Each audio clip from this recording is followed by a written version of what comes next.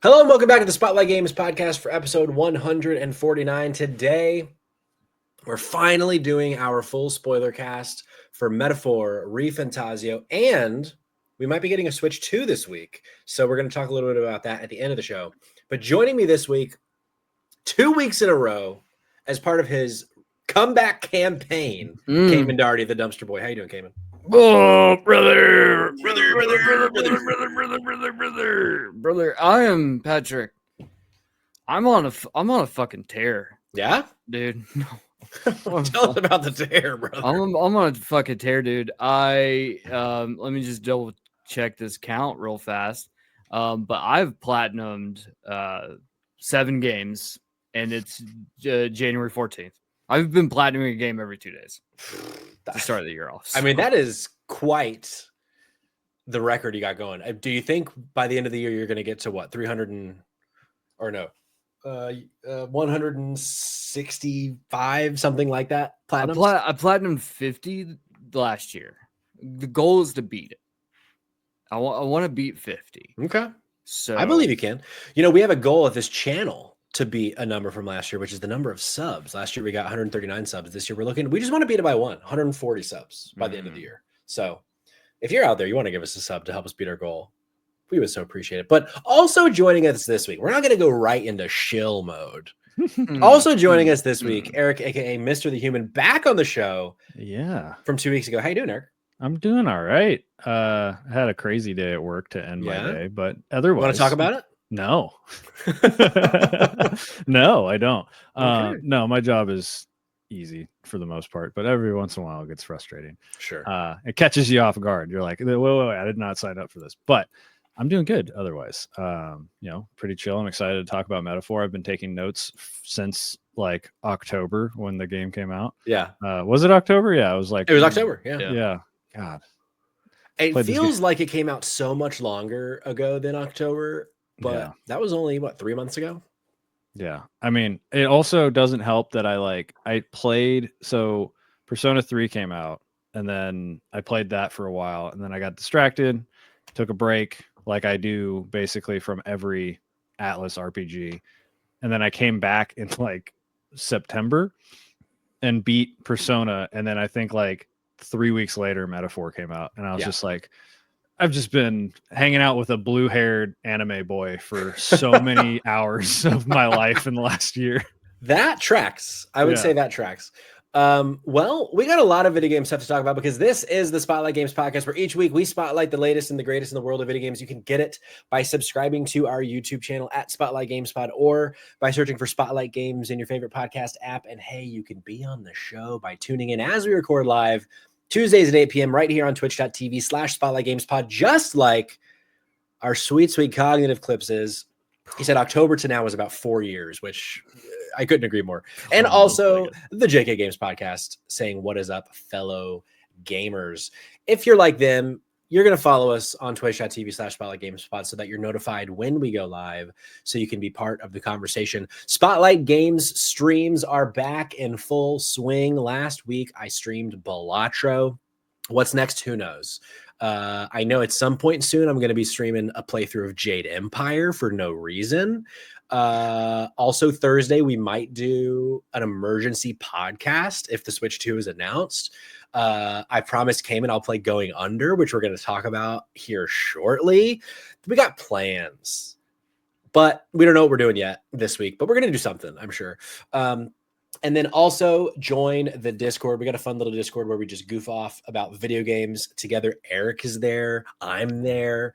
The Dumpster Boy's there. Cognitive Clips is there. It's a great time. Rabbit128, who is now in the chat, is there. If that sounds like something you like, click the link in the description. Click the link in the bio of our socials to join the Discord. We like to start our episodes here at Spotlight Games with what we've been playing. Last week we didn't, because we had our Game of the Year conversation with 6 of our closest friends. The week before that, we didn't, because it was New Year's Eve. The week before that was Christmas Eve. The week before that, MrTheHuman was on the show. And we didn't talk about what we were playing then either, because we were talking about the Game Awards. So essentially, what I'm saying is we've not talked about what we've been playing for a while. What you're saying is I was the glue holding this whole ship together. That's exactly what I'm saying. Without the dumpster boy, everything fell apart, but he's back. We're here to talk about what we've been playing, but I'd be remiss if I didn't go to our guest first. Eric, what have you been playing recently? So just to keep the meme going, for those that know, I'm playing a redacted review game. Yeah, you that's are. mostly what I've been playing. But I was playing live on Twitch. I joined you boys on Twitch. I'm a Twitch streamer now. Yeah. I was playing some Elden Ring randomizer. Doing terribly. If you go back and watch that VOD, I sucked for 3.5 hours. I like leaned on a whip, which was terrible. I don't play whips, but it was the best weapon I had at the time. And I was like, why am I doing so bad? And then I found a great sword that I love, and then just started absolutely tearing through everything. I was like, it wasn't me, it was the whip. And I felt a lot better. Sure. But that's basically all I've been playing. Yeah, it's been, I don't know. For those that don't know, what's an Elden Ring randomizer? Elden Ring randomizer is basically Elden Ring, the base game and the DLC now. You can put in a mod that basically randomizes everything. You can set it to randomize just items so that items are mixed up. You can have it set up so that enemies are mixed up, bosses are mixed up, whatever. I have everything randomized. The only thing I have control over is the fact that the DLC items are in the DLC and the base game items are in the base game, because I did not want to fight. I don't know the DLC well enough to just randomly walk in and be like, there's Mesmer, and just deal with that.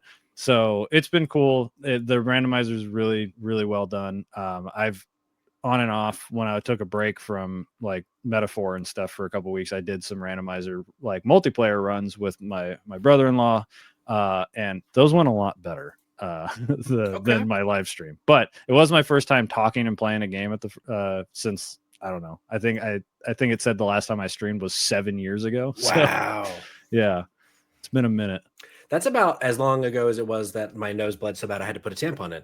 If you don't follow us on socials, I just put a picture up of me with a tampon on my nose because my nose bleeds so bad. You guys almost got to see a podcast with me with some with a tampon in my nose, but we survived. Wouldn't be the first. You're not wrong. The chat was very excited that you talked about a whip. I need some context. Chat's a bit horny right now, it seems, from what I'm gathering. Also shout out to JK Games Podcast for the bits. A little, she says litty titty. I say bitty titty because you got bits. No, it actually sounds like I'm saying something different. Litty bitty. We'll say litty bitty. That feels better for me. Cayman, what have you been playing? That's a wonderful question, Patrick. What have I been playing? I've been playing too many things, Patrick. What do we want to start with first? So I have B-roll for Going Under and Warhammer 2, but that doesn't mean we only get to talk about those. Those are just the only two that I got B-roll for. I'm going to do just a brief recap over. I want to mention two games real fast. First, I want to mention Dragon Ball Sparking Zero. Oh yeah. Excuse me. Dragon Ball Budokai Tenkaichi 4 is the correct term. Yeah. Right. And the fact that they didn't release the name like that, fuck off. So I finally got around to playing it. One of my friends, if you guys remember back in the day when I would drink on the podcast, I would always be drinking their absinthe seltzers. My buddy came over, that runs the distillery. We've got like 5 hours of Budokai Tenkaichi 4 in. Just the two of us beating the shit out of each other. And honestly, gameplay wise, arguably this is the best feeling Dragon Ball Z game I've ever played. I have one hang up though, and this is what I make very quick about this. One hang up is not a huge fan of the way that they're doing the campaign.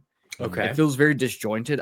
I like the idea that you can randomly have break off points where big moments happen and you'll do something different and get a whole different story.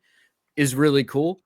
But coming off the heels of platinuming Kakarot, that is a much better, I think, like story focused game. Okay. Though I think the combat in Sparking Zero is significantly better and just feels super nostalgic. I also want to mention that if you go to Discord, so we'll go ahead and say it at the top, we'll say it at the bottom as well. Join our Discord. It's fucking awesome. You get to see a lot of the dumpster dives, a lot of games we don't talk about here. You'll get to see we have reviews of those up. So just want to briefly touch on, we have a review up for Turnip Boy Commits Tax Evasion. Which is a great game. I've heard, honestly, really fucking good time. It's $4 right now, I think, on PSN. I think it's still on Game Pass as well. It's about 3 hours to completely beat the game top to bottom. This is a perfect game. And honestly, I played the entirety of it on the Portal, and it's great in handheld mode. You can also get it on Switch too. So definitely recommend if you can pick it up at that $4 to $5 mark. I think it's great. Check that out. Let's talk about Going Under, Patrick. Great. Patrick, what are some games I don't like? I mean, there's a few different. Hold on, let me get rid of the logo real fast. There's a few different genres you don't like, but one that I feel like, other than Metroidvanias, I feel like roguelikes is a genre that you don't really fuck with. I hate them. I don't like. Unlike Eric, I can't do random. My brain doesn't work random. But let me tell you though, I picked this up. This is another dumpster dive called Going Under. It is one of the funniest, weirdest games I've played in a long time. You play as a intern at a startup, and the company is going under, and you are there to do tasks and whatnot. And your task is to go into the basement and rid the basement of monsters. It's so good. It's so the whole time you're like, I'm just here to do my marketing gig. And they're like, cool, go kill some goblins in the basement. The whole time they make all sorts of jokes, like going to having stand-ups and fast follows. All of the references in this are all startup jokes. So if you ever worked in corporate, worked in startup culture, it just completely makes fun of these people, which is great. It's really bright and colorful game, and it plays a lot like Hades. Super fun, a really fast pace. Each run lasts anywhere from 5 to 10 minutes, so it's very quick. You're in and out of dungeons really fast, and I think that this game does something really cool that, like, I've been playing Cult of the Lamb recently, that I think Cult of the Lamb doesn't do well, and that is that every run feels very unique based on the powers you get. Sure. And Cult of the Lamb, I don't feel like does that very well. Vampire Survivor, I think, does it possibly the best. Okay. Going Under is really fucking close, where you will really, by the time you get to the boss at the end of each dungeon, you're gonna have like a completely different experience based on, because your weapons break. So think like Tears of the King, like Tears of the Kingdom or Breath of the Wild, where your weapons will break. So you're constantly trying to find new weapons that match the skills you've picked up. That element is that gameplay loop is fucking addictive. I really vibed with this game. Platinum did as well. It took about 15 hours. Hands down, I picked it up for I think $3 on sale. This is what I would consider to be like top tier dumpster dive, like finding a game that no one's ever heard of. Yeah. That turns out to be something really fucking cool and interesting. And it's one that you can pick up with scraps left on a gift card. And that's, I think, the kind of the big point here. So there's Going Under, and I guess I'll talk about Space Marine 2. I'll make this quick. I don't know how much juice I got left in me. Space Marine 2 is Dark Souls meets Helldivers.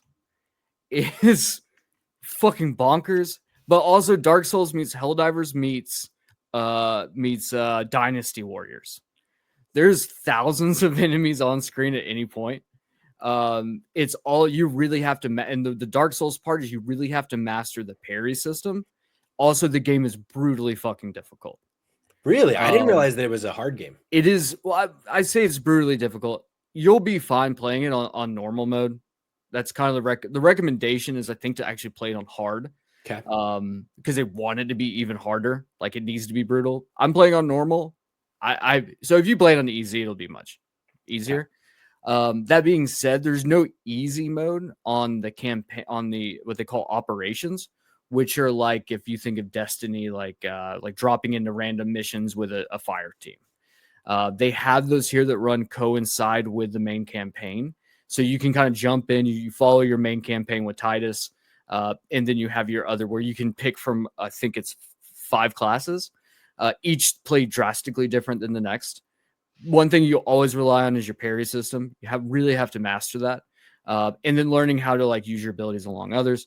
This game is another one that I'm like, I love the first Space Marine. This game is like, I think Dragon's Dogma 2 would be like the closest example I would say of like a game that's so different that you've never played anything like it, and you're either going to really, really enjoy it or you're going to really not enjoy it. Okay. And I think that that's the problem with a game like this, is that like I worry that the people who are going to be here are Warhammer fans, and I don't know if it's as accessible to anyone who's not. Yeah. Because I watched like 5 hours worth of lore videos to get ready. Still don't know what's really happening. What I do know is that they say brother a lot. Brother. Everyone it's brother this and brother that, and that's heresy, brother. If you can just like vibe out with a bunch of 10-foot tall beefcakes saying brother all the time, and you're just mutilating monsters by the thousands, you'll vibe with this game. I really want to play with friends. I've been playing with randos, doing the operations, and they're so much fun to do. Like that I think the leveling up system on the online component is really clever, and really well done. And so I really want to get a group together and actually like do a bunch of these together, because I think that this would be Helldivers levels of fun. If I could play with people who aren't like Warhammer bro 42069 blaze it. Yeah. I don't, he's just thinking about orcs all day long. Hey, and I'm over here like, that's heretical, brother. Yeah, I kept being a menace leading up to launch and after launch, calling it Borehammer.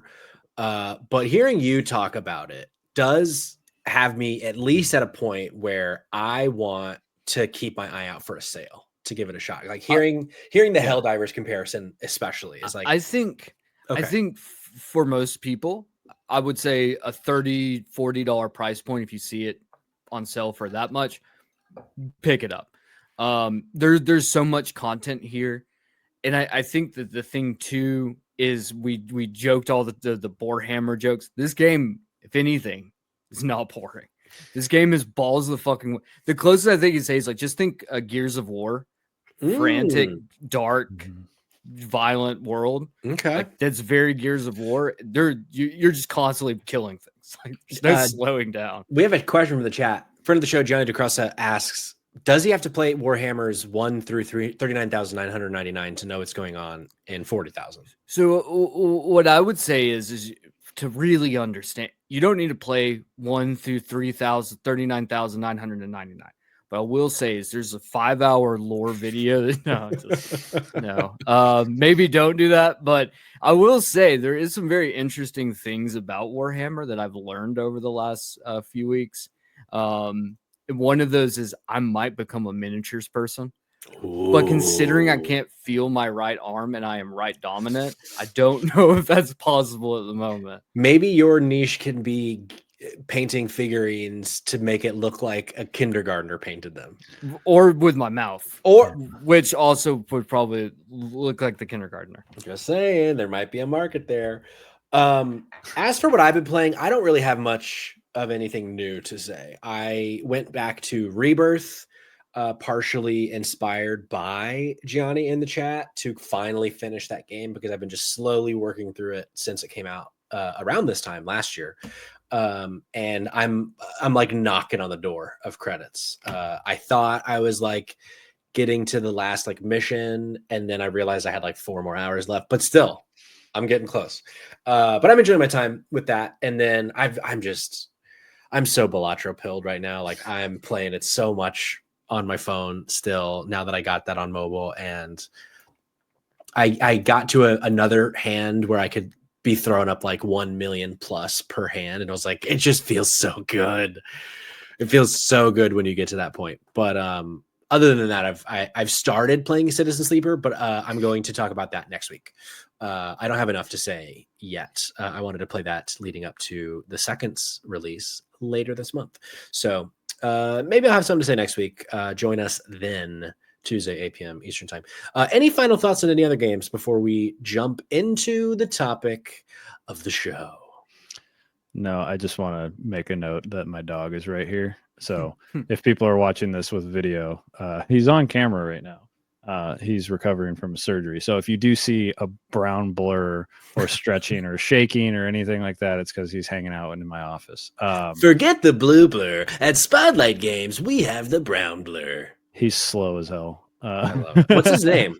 His name is Oliver. He is actually Oliver. Here's a good transition for you. His eyes are he's got the heterochromia. Whoa. Same colors as the protagonist of Metaphor, who I named ReFantazio. Oliver. Yeah. Love that. Well, that is the perfect segue into our topic for today, a Metaphor ReFantazio spoiler cast. So this game came out in October of last year. You might be wondering, guys, it's 2025. You already did your Game of the Year show. We know that it's your number redacted. Go listen to that episode. Why are you talking about it now? It's a big game. Christmas happened. New Year's happened.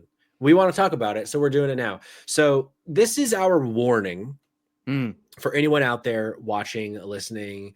If you haven't finished Metaphor, but you plan on playing or finishing Metaphor, you should probably stop listening, unless you don't care about spoilers, because those people do exist. But if you finished it, or if you don't care about spoilers, just turn the volume down. Still listen, still watch, or not still listen. Keep it up. Let's, support a small creator on twitch.tv/SpotlightGamesPod, but just don't listen and get yourself spoiled. Like, I know Cognitive Clips in the chat is going to be lurking because he's the homie and also is playing this game and doesn't want to spoil himself. So, final warning, we are going to spoil this game and all of there is about it. So 5, 4, 3, 2, 1, gloves off. You can't complain any longer. Eric, I'd like to start with you. Opening question, just as like a general, I'm assuming we've all beaten the game. How many hours did you put into it? And just like general thoughts. Was it a Game of the Year contender for you?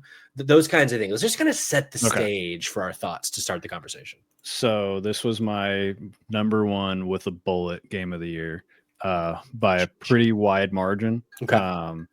I played for those wondering, my list was from 5 to 4 was Sucker for Love, Date to Die For, 1,000 Times Resist, Persona 3 Reload, and then I did put Shadow of the Erd Tree because it's a 40-hour expansion. And I respect it. Metaphor. But if you were to be like no remasters, then I only have 3 games on there. But yeah, this was my number one with a bullet. Very funnily enough, my Persona 3 playthrough took me almost exactly 90 hours. Wow. My Metaphor ReFantazio playthrough took me almost exactly 90 hours. How about that? Yeah. So I think one thing that might come up like organically, or I'll just say it right now. If you want to get into Atlas RPGs, play one of the 2 that came out in 2024 because they're great jumping off points. Like if whichever kind of version interests you more. But yeah, this game ripped, dude. Like, yeah. Hell yeah. I would counter starting here only with like a little caveat, either with Metaphor or Persona 3 Reload. I would say if you know that you like an old school feeling RPG, like if age doesn't bother you, I would start with something like a 4, perhaps, only so that I just sometimes feel like if I start with a modern thing and then going back in time, sometimes it's tough for me. But if that doesn't resonate with you, definitely either of the games that came out last year are one of the things that I've always said when I like try to convince people like, oh, where do I start? It's basically like you can always go back, right? Because now for me, it's like if you play Persona 3, you kind of know what Persona is looking for you, and you had the training wheels, right? Then you can go backwards and be like, okay, I know what to pay attention to now, but I have to do a little extra work. That's basically it, which is nice because the hardest thing about Persona and these Atlas games typically, but not in Metaphor, is that you need a guide typically. Sure. But in Metaphor, you do not. I don't think I used a guide except for maybe being like, where the fuck is this ingredient? Like, one of my only regrets with this game, to jump ahead just a touch and then Cayman, I want to hear about your playtime and stuff.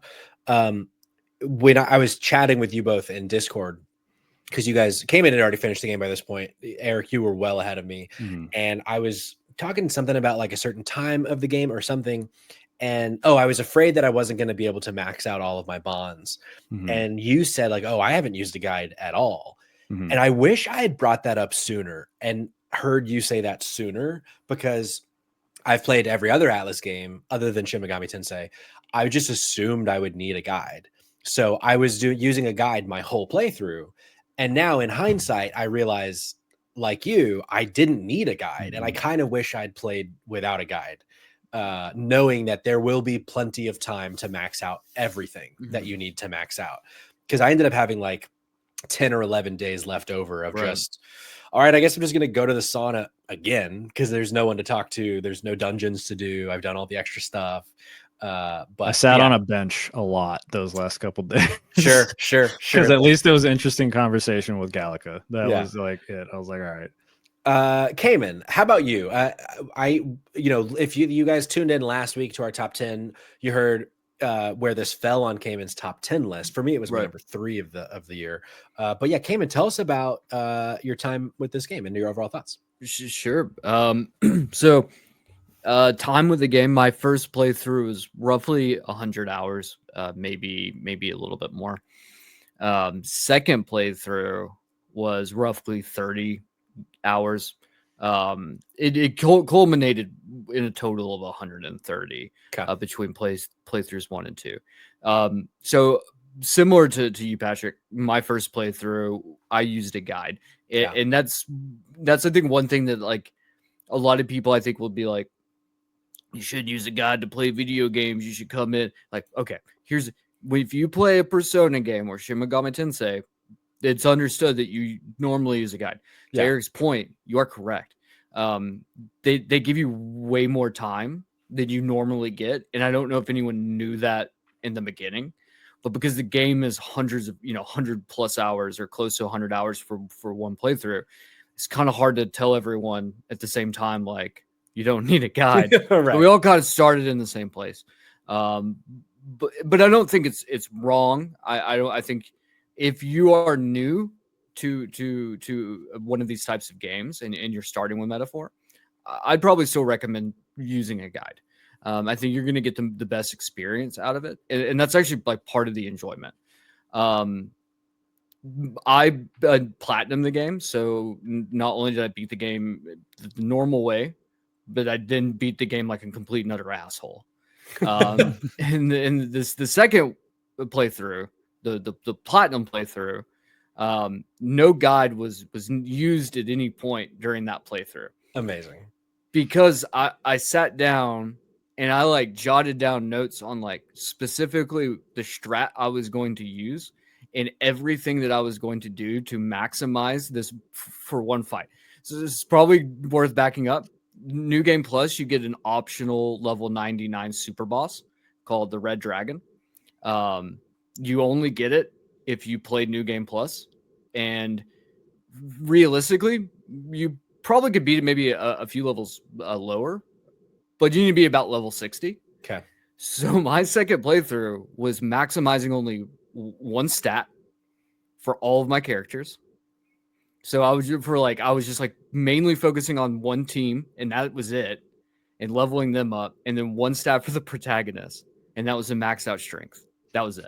Wow. And I built this all of my characters were specifically just like were leveled up for one specific reason, and that was to do this bonkers ass strat where I ate a shit ton of food and never let the boss get a hit. Hilarious. And so two vastly different games when you play it like that. But I think it's also one of those things where because they are two very different runs, it was almost like playing two different games. Sure. And so I definitely recommend for people to be like, if you played it the right way the first time, play it the wrong way the second time. Because it is just as fun, but way weirder.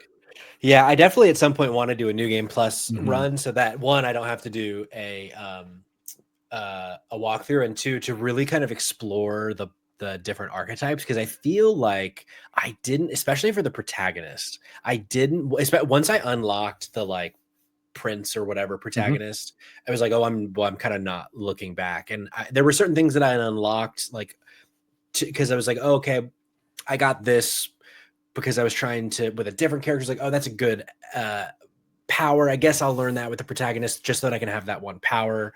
And then I, at some point, like 75 hours into the game, realized I had just an asinine amount of this item that gives you free XP that I hadn't used a single one of. So all of my characters just started. I was like, okay, well, I can max out about 15 different archetypes because of how many fucking candies I have, or whatever they were called. But yeah, I think I ended up clocking in a little over 100 hours. I forget my exact number. But yeah, I mean, I had a great time with it too. I did all of the optional bosses, fighting yourself before going to the end. I didn't do any New Game Plus stuff. I've not done any of that, but this, I think, can lead us into one of our first questions. So Eric had a great idea with this spoiler cast. We've done a couple spoiler casts here at Spotlight Games, but not many. And normally what we do is just talk about the story the whole time. But I think because Atlas games are built in such a systems forward way, and also the characters are so important, Eric had the idea of like, let's just kind of ask specific questions about whether it's characters, story moments, moments in the game, that aren't specifically story related, whatever. So we're just going to kind of round table it of going through these questions and use that as the jumping off point. So if you're still listening in the chat, you have questions for us, let us know. I have a few questions from our socials as well that I got over the last couple of days, but want to start with a simple one. Favorite non-party member follower / favorite party member follower. So essentially kind of two buckets, folks that were in your party, folks that weren't in your party that you still had bonds with. Who were your favorites? Eric, let's start with you.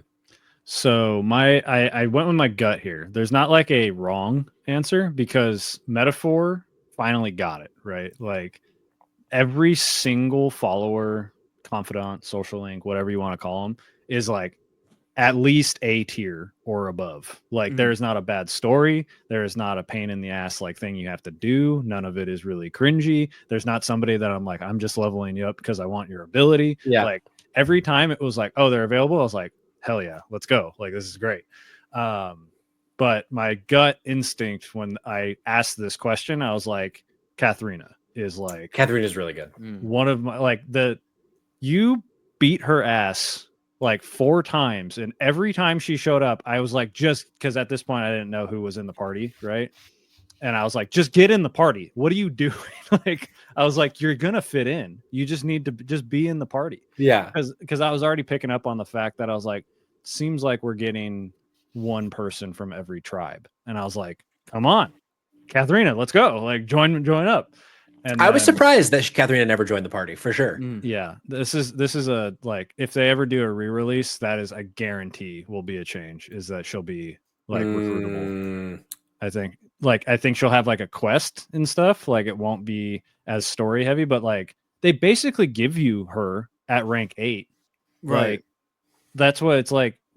They clearly were like, yeah, she should be a party member, but they're like, fuck, like, it breaks the one per, right? It breaks she can, if you utilize it correctly, she can absolutely just break boss fights in some of those later dungeons, because she just shows up and takes like a quarter health off right off the top. It's so good. Hell yeah. She's nuts. All she just fists. Crazy.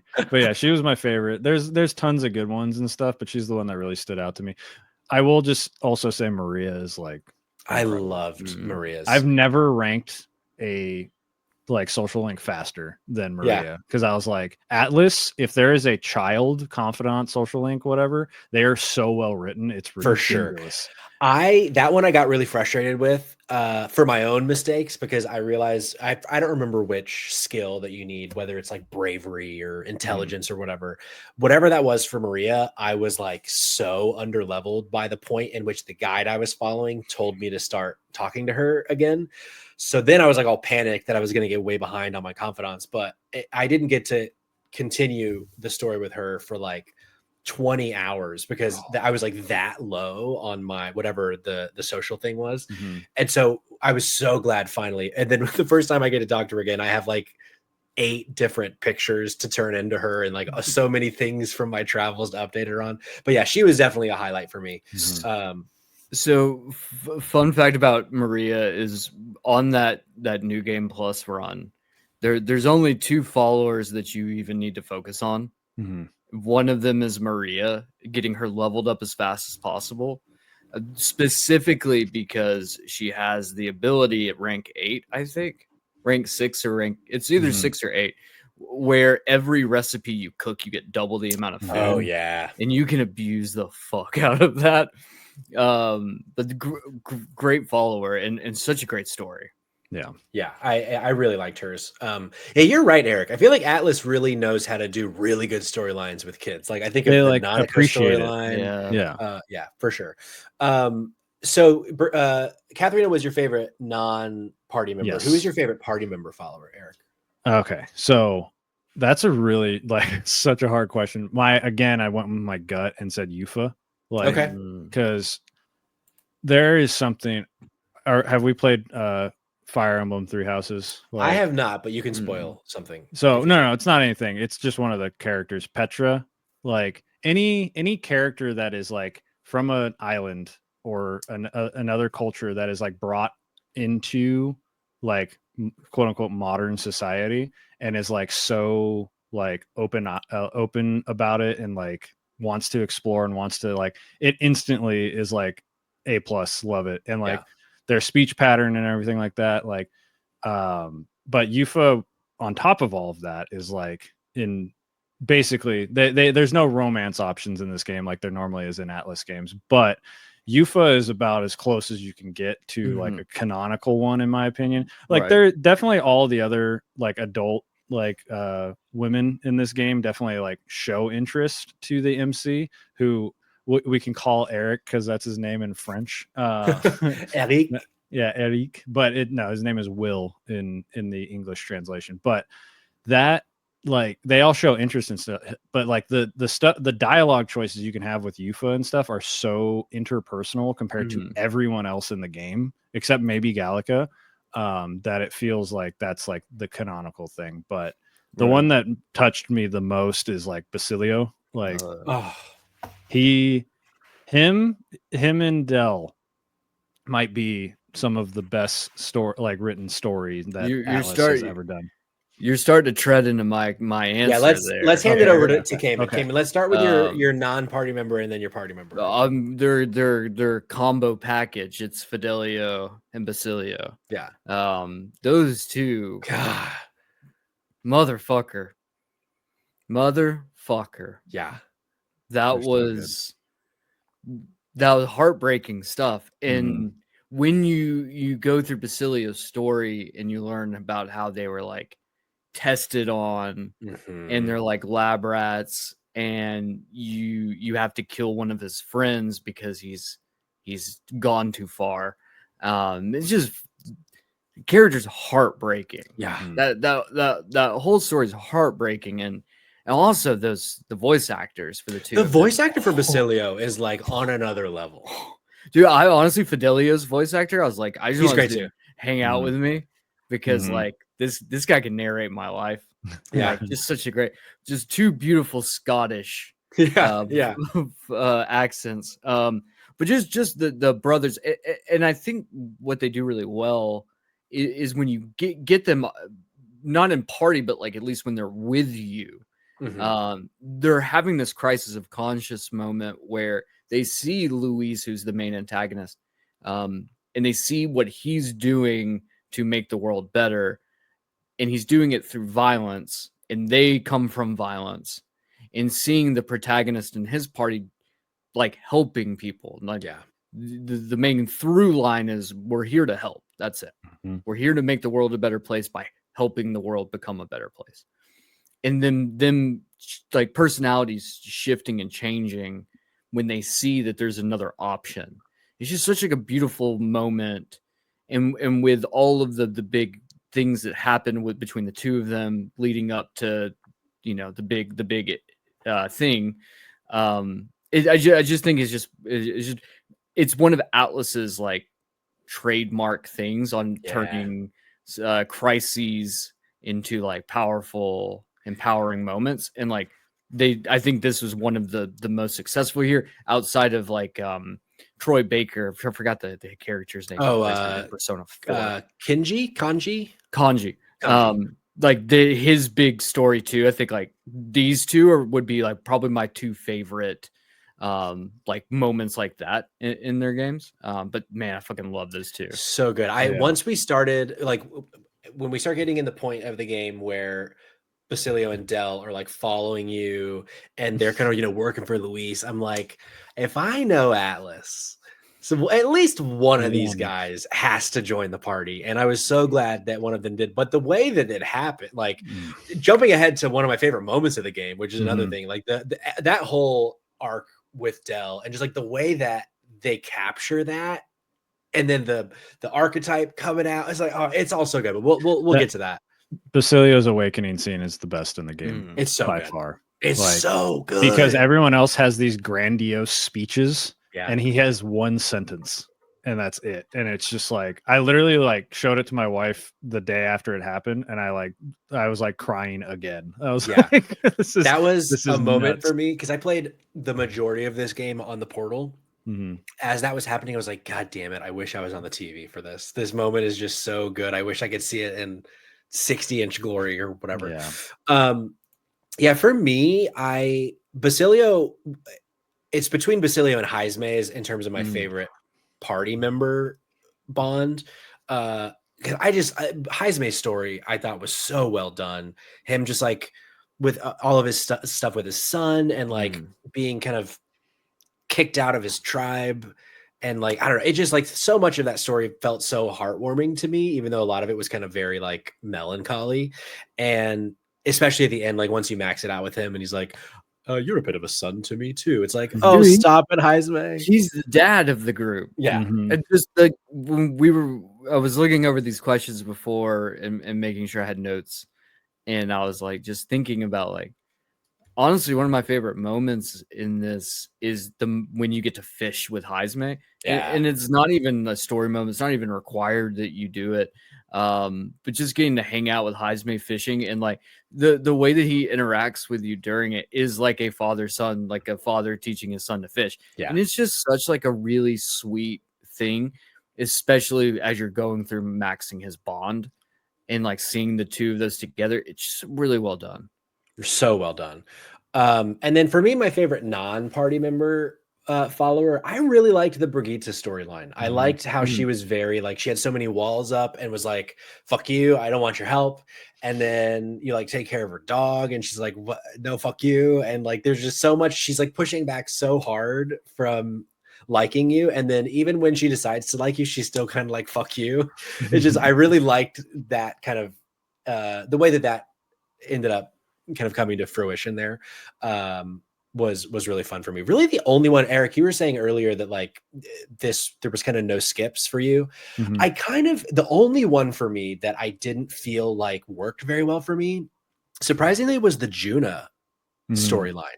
That one was one of the only ones where I would get to those parts of the conversation. I'm like, I don't want to skip what's happening, but I just kind of feel like this is just a different clip than the rest of these. It felt like a draft one, if that makes sense, of like what they like. Yeah, Maria's can be this, Brigitte's can be that. Maybe this will be Juna's, and they just like never came back to decide maybe a better idea. You say that, and I don't know. I kind of disagree with you. Yeah. I don't think it's the strongest story, but I also think it's one of the only stories that does world building.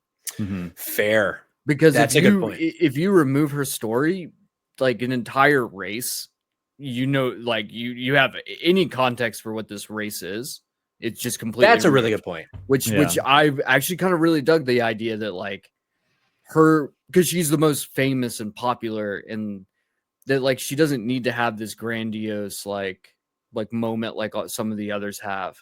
Like, but utilizing her as like a catalyst to kind of move forward, like the world itself, I think was a really cool idea.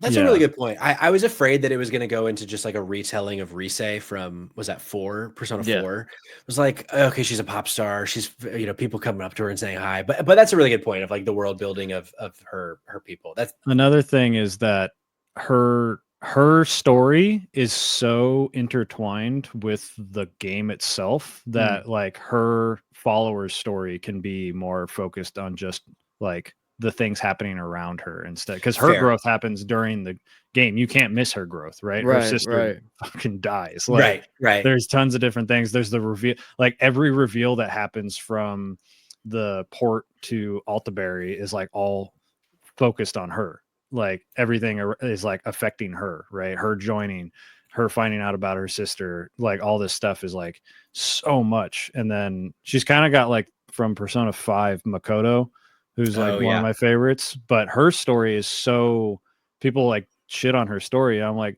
yeah, her story, her followers or her social link is fun compared to, because she's so integral to the story of Persona 5 that you don't need it to be as integral, because like just let her have some fun pretending to be your girlfriend for a little while. Like, sure. You know?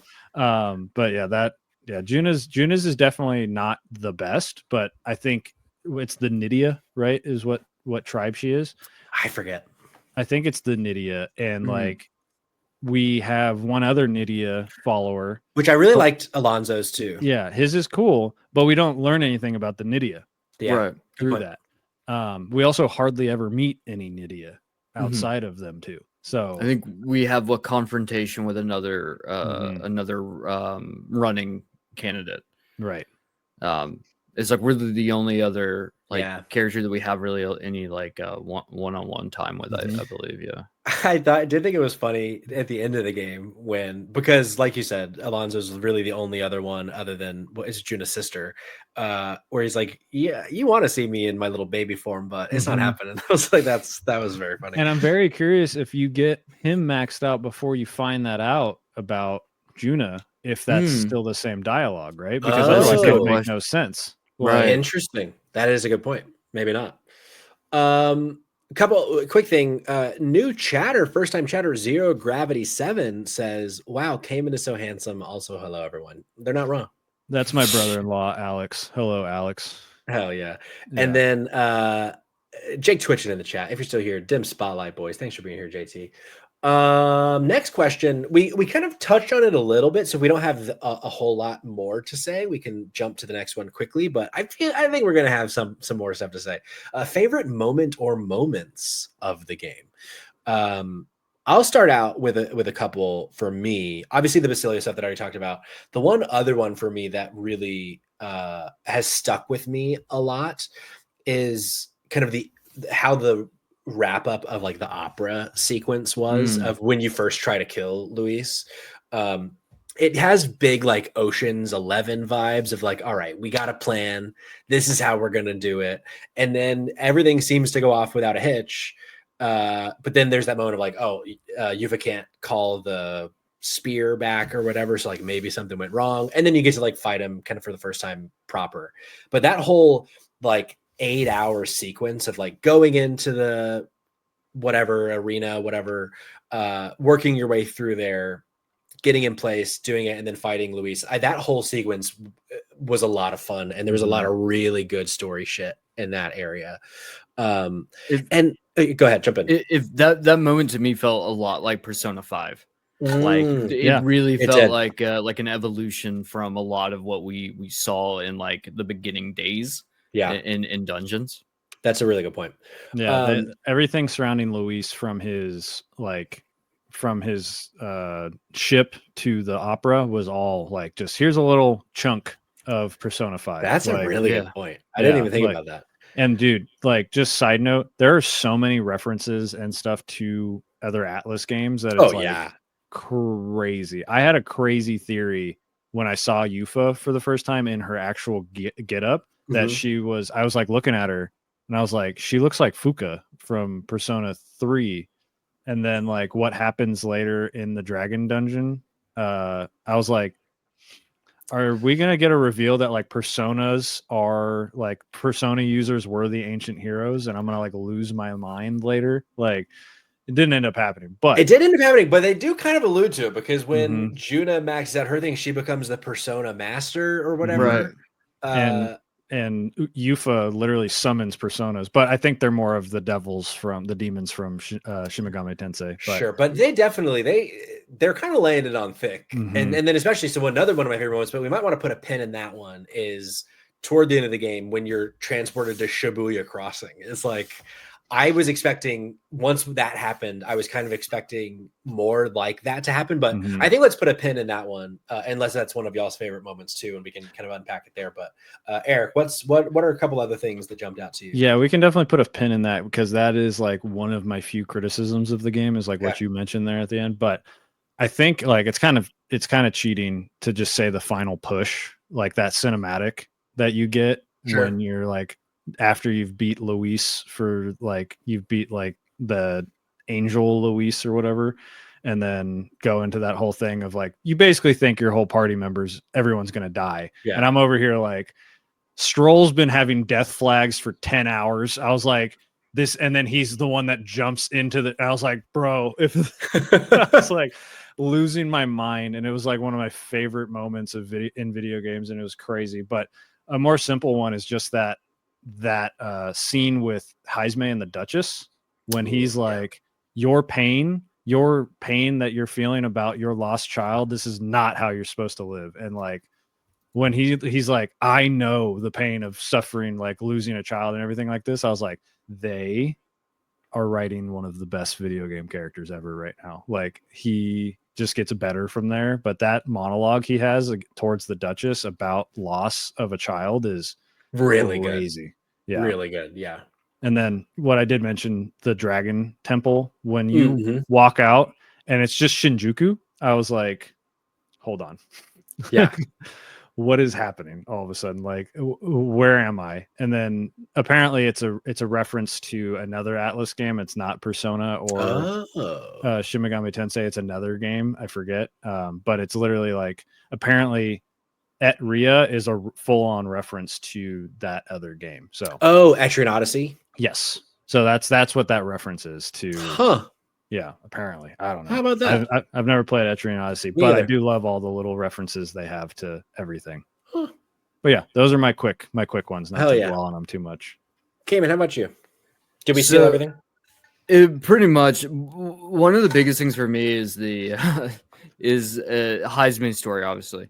But I do want to briefly point out, I don't know if you guys noticed this, but the archetype that you start with, the Seeker, is eerily similar in both like just design wise to Izanagi, the first persona that you unlock in Persona 4. I did notice that. Very, very similar in like design. So I had the same theory that like there's an overlap there.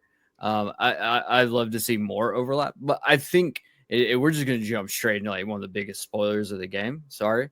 Honestly, my favorite moment was when Patrick texted me and was like, brother, I just fucked up and failed the game. I about had a stroke when that happened. So let me paint the picture. So I'm on the couch, I'm playing on the Portal, and Rose is watching something that I'm not paying attention to, but like it every now and then like draws my attention enough where like I'm maybe not looking at the screen for like 5 seconds or whatever. And like I'm listening because thank God just about all of this game, other than like some of the follower conversations, is voice acted.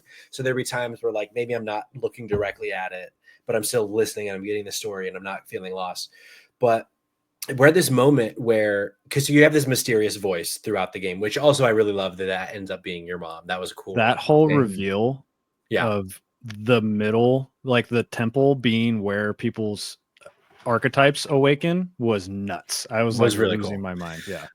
It might have been that point in the game that this conversation happens, and the voice is basically like, so yeah, like you can, if you just believe in yourself, then you can go save the world. And I have this thing in games where like I kind of like to get it to where I choose every other option until the one that I want to pick, just to see like what else did they write for it, unless it seems clear that it's a binary choice. And like if I choose one thing, it's going to take me down a path I don't want to go. But because I was losing a tiny bit of of my attention. I didn't quite realize what I was doing. So essentially I just kept saying, nope, I'm not enough. Nope, I'm a piece of shit. Nope, you guys believe in me, but couldn't be me. And then finally it like cuts and it goes to this pretty short voiceover, but it's like all of a sudden I'm getting these vibes that like, wait, is the game ending? And it's like, and so the hero decided that he wasn't enough and he thought that he could save the world, but turns out he can't. The end. And then credits start rolling, and I'm like, what? The fuck? And so I immediately go to Google, and it's like, I search Metaphor bad ending, and I realize, fuck, I just got the bad ending. And then thankfully, you could just reload before that choice. And all you have to do is just say, yep, I believe in the prophecy, essentially. And it's like, okay, great. Now we're going to awaken you, and you're the prince, and you can go save the world. And it's like, fuck, I'm such an idiot. But that was very funny. That text message fucking killed me. Yeah. But I think that moment, like finding out that the voice that's been guiding you the whole time is your mother, that you are the prince, just his magla has like formed into a solidified body, and then like all of these revelations of like all of these things that have been happening over the course of the game that like felt kind of off, all of a sudden now make way more sense, and everything comes rushing together. It was just really clever, to the point that like I legit didn't see it coming. Yeah. Now I know I'm not the brightest, bulb in the box, but like, and I got like half a working brain. like I was caught off guard, and I really appreciated that. I did not expect that either. Yeah, I very similarly, like I was making guesses at every possible chance. Every time I'd stop playing, if it wasn't like super late at night, I'd have a debriefing with my wife and be like, this is what happened. Yeah. Because I'm starting to do that, because she does that to me with her books. So I'm like, okay, fair is fair. Is she reading A Court of Thorn and Roses as well? She already finished a long time ago. Okay, she finished. Yeah, I've heard a lot about that book. My wife is getting prepped for the release of whatever the next book is. Fourth Wing. Yeah, Onyx she's read the whole. Storm. Fucking shit. Yeah, she's read the whole Court of Thorn and Roses stuff. Yeah, that is that point. I was like, oh yeah, you got me. But yeah, I was like doing debriefings, and like there was some stuff, because this game does such a beautiful job of being like super generic, like fantasy story twist.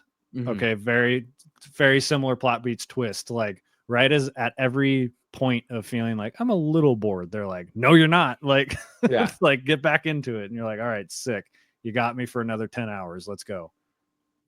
Yeah, the 1-2 punch of the voice being your mom and more being your dad essentially was cool.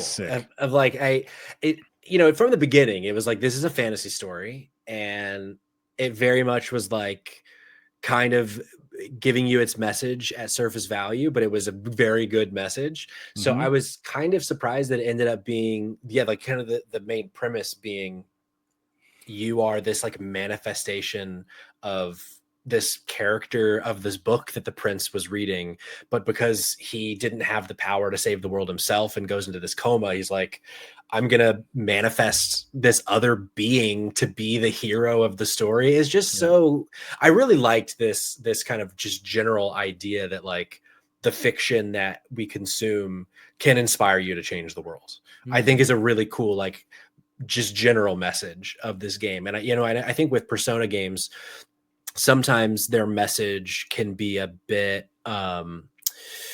I say juvenile, and I don't mean juvenile in a bad way, but we're high schoolers. It's very much like a coming of age type thing. And it's like dealing with growing up, and it's dealing with like those kinds of things that are just like simpler because you're younger. And this is like even simpler than that in a way, but at the same time, so much bigger than anything Persona can do, because it's basically like, yeah, you can change the world if you want to, you can save the world. Right. And I think that's like a message that, especially like I think about myself playing Persona 4, God, 15 years ago, but you got to play. This year I will.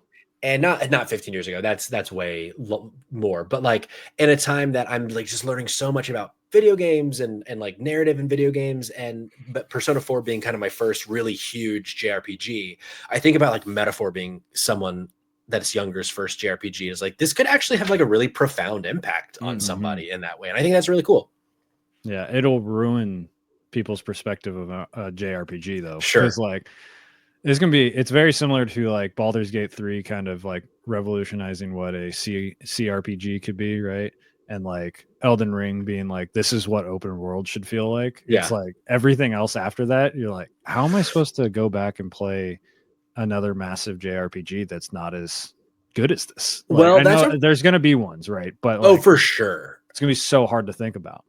A question we got from Instagram from friend of the show, Kayla, said, how does this game compare to other JRPGs that you've played? So what you just said, Eric, of like this will be hard to kind of compare to or like to beat if this is your first one, but just like generally as a kind of as a vibe, as a, you know, whether it's combat, whatever, kind of how would you compare this to other JRPGs?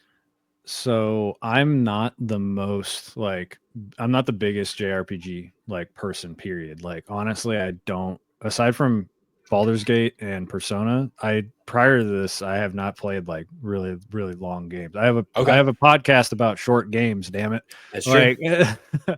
But I have played other JRPGs. I've played like Fire Emblem, which is a tactical JRPG, very, you know, similar pacing, different combat and whatnot.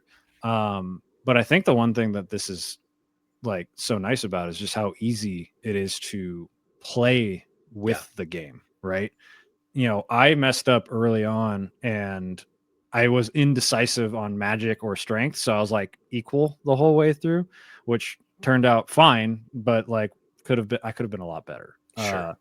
And so for me, like the game just allows you to play with its parts, right? It's a whole box of toys that they're like, no, you can do whatever you want. You can experiment with archetypes. You can change out your party. This is the first Atlas game. I've played 2 of them now that like I didn't by the halfway point just stick with a party, right? I was actually like, oh yeah, I can like Basilio is the last person that joins you. And I was like, nah, bro, you're going right in the party, right? Yeah. It wasn't like Haru and Persona 5 that comes so late. And I'm like, I love you as a character. You're terrible. This is awful. Like I love Haru, but like that character is so bad. And like it is so frustrating because you're like, cool, you're just another responsibility for me now. Like I have to get your social link maxed out. But in this, I was like, all right, I have team A and team A1, right? Like they're going to be, I'm going to flip them in and out. I have some healing on this. I have some physical on that. Like I was actually flipping the teams a lot to like mitigate the MP loss that I was having. Right. Yeah. And that was just like so fun because you don't have to worry about it. You're just like, yeah, I can play with these parts and not feel like I'm going to mess something up, which was really cool. Yeah. Cayman, anything you'd add to that for someone like Kayla who hasn't played a ton of the genre? So I think that's an interesting point. As someone who does play a lot of JRPGs, I think they kind of fall into 3 specific categories. I think you have your Tales series, which are action-focused JRPGs, where you're not turn-based. It is an action game first and foremost, but it is also balls deep in JRPG everything.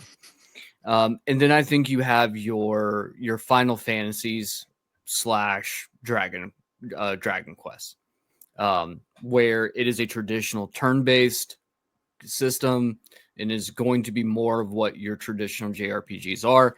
And then I think you have your Shin Megamis, which would be Persona, Shin Megami Tensei, and now Metaphor, which are 3 separate. I think the one thing that it could ruin you is the auto combat mechanic, which is you can run up on enemies that are, if they're a low enough level, and just hit a button and you just beat them up and then you zip zop. And that's an incredible way to grind without losing 10 hours to just sitting in one dungeon, rinse and repeating the same thing.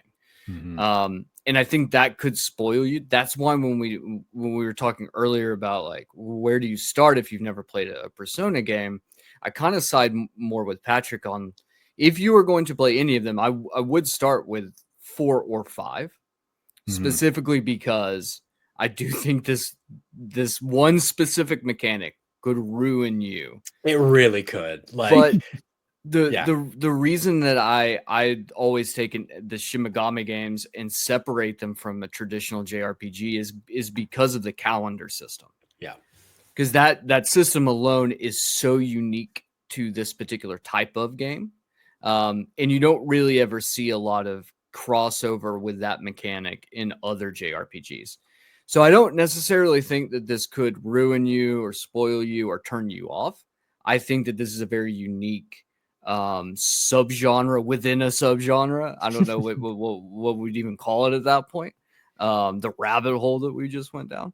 But I think that I think that it's you could play something like Dragon Quest and then turn around and play something like Persona and have two vastly different experiences and love both of them. Sure.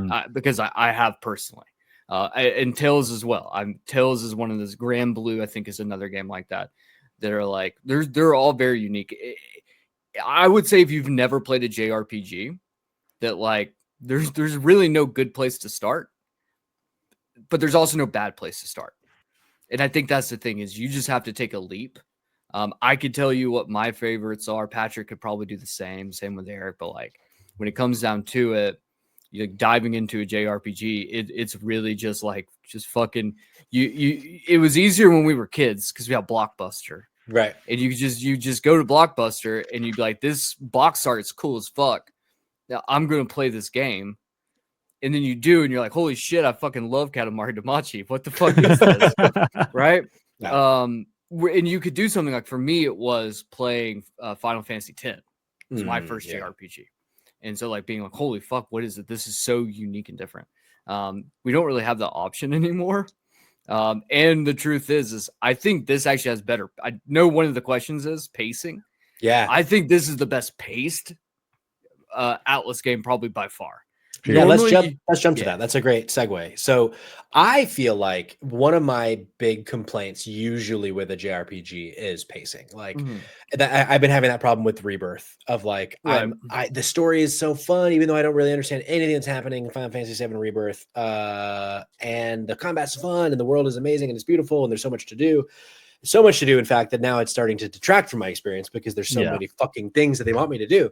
And then it's like, it kind of becomes a slog. And I feel like even though Persona 5 is like Persona 4 is a top like 6 game for me, there are points of that game where it's like, especially on a replay, it's like, oh, man, I wish we could just kind of get through this part. Or we go to Persona 5 and it's kind of same thing, or Persona 3 kind of same thing. And it's like, especially until we get to that final push, like you were saying earlier, Eric, of like, all right, the climax is coming. Sometimes that like act 3 point can just kind of slow down and kind of really come to a crawl. Cayman, you were just saying that you think this is the best pacing of any of them so far. It's like the running joke that I always say specifically about Persona games or Atlas games is like the first 10 hours of that game is a tutorial.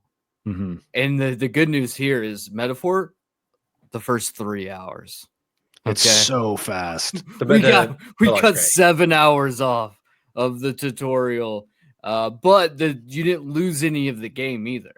Like that's, I think the cool part is like that 7 hours that they remove from the tutorial you normally get is now just normal gameplay. Yeah. And so like that might be another thing that gets you is like you play a game like this and it's like, wow, I'm much quicker into the fray. And then you pick up something like Ni no Kuni, Wrath of the White Witch, and you're like, we're fucking 20 hours in, and I've only watched the first scene of a Studio Ghibli film. So right. Right. Yeah, this one I felt like kind of a little bit of what I was saying earlier, where I kind of felt like the only pacing issues I had was once I ran out of stuff to do, which I think is a really good problem to have, where like usually the pacing issues come of like, okay, I've just been playing this for so long. Like friend of the show, the Nerdlies in the chat says, my problem with the JRPGs is the P part of it, because I just don't have the time to play them because they're usually 100+ hours is essentially what he's saying. And it's like sometimes I get to a point where it's like, oh man, I've been playing this for 90 hours. I just want to move on to the next thing. Right. And I do feel like this game got about as close as I think you can get in this style of game of having, I wouldn't say that it has perfect pacing, but it had really fucking good pacing. Would you agree, Eric? Yeah. So this game, I took a break. I've taken a break from every Atlas game that I've played for however long, usually a month. For Persona 3, it was longer, but I got to the point in this game where I wasn't going to take a break. I took a break for like other reasons. It was not because of the game. And I got back in and just like I played this game from the last time I played it when I finished the game, I played it from 3:30 in the afternoon to 3:50 at night. Yeah, you did. And not once was I tired. Like, that's normally the sign for me of good pacing and like just good flow, because I was not exhausted. There was never a moment where my brain was not like being on, like, firing on all cylinders. There wasn't a single time where I was like, I gotta stop for a little bit. Like, for example, in Persona 5, there's a moment where like you get framed for stuff, and I was like, I know what's gonna happen. Like, I'm going to get framed for something. I'm going to have to deal with all the bullshit that comes from that. I don't want to deal with that. So I didn't play it for like 2 weeks. I was like, I don't want to deal with this. But in this, I was like, no. What is next? Like, what is the next thing? Get me there now. Because I need new archetypes. I need new followers. I need new areas. I need new bosses, like everything. Give me it all, like every single bit. And if you just watch this as like an anime, right? Like, I would love an adaptation of this, because and I think they're setting up to do it, because one of the issues with, like, I've never watched any of the Persona animes because I've heard they're good, but it's not my story, you know? And I'm comparing it to my 160 hours that I spent in Persona 5. It's not going to compare, especially because they don't have like the Royale stuff in there. But with this, everything is authored. Every single thing is authored. Right, there's full voice acting, there's full, like, all the choices kind of lead you to the same place. So I'm like, they should definitely do an anime of this, because I bet every single bit of it is authored, and it'll be the same story. Because one of the biggest issues is, like, this is an amazing piece of media that we consumed over a combined 300 hours, right? But not everybody has that time. Chris doesn't have that time, but Chris could watch an anime. Chris could watch a 25-hour anime, right? For sure. Like, so that's like that. I want people to experience it, right? That's the big thing. We have to hear people like fucking, or see people react to Basilio yelling while he's swinging a giant axe, like, out of here, like, just like the best. Like, I need that. Yeah. Let's keep the Persona talk going a little bit. So this game, obviously, it's so much like Persona, but there's so much new that they inject into Metaphor compared to the Persona series. Is there anything, kind of going both ways, is there anything that you hope that the next Persona game has from Metaphor, or is there anything that you feel like this game missed that they didn't bring from a Persona game that you think would elevate that? Eric, let's start with you. So they have 3 pillars, right? Because there's the dot hack games, right? That's a thing as well, or soul hackers or something, I forget, but I've never heard anybody talk about those. So one thing that I've always thought is, like, you have the Persona stuff, you have the Shin Megami Tensei, now you have Metaphor, and they're all kind of balanced on, like, Metaphor is just like good on both. Persona is mostly about the story and the characters and whatnot, and then Shin Megami Tensei is all about the combat, is from what I've heard. I haven't played those ones, but I plan on playing Vengeance eventually. I've heard, like, you know, they did this stuff with Persona of the Dynasty Warriors game, right? Oh yeah, Strikers. And I've heard that, like, that story is really good, and the combat fits the Persona world really well. So, but one thing that they do in that is you get to play with Arsene the whole time, right? That's what I want them to bring to Persona.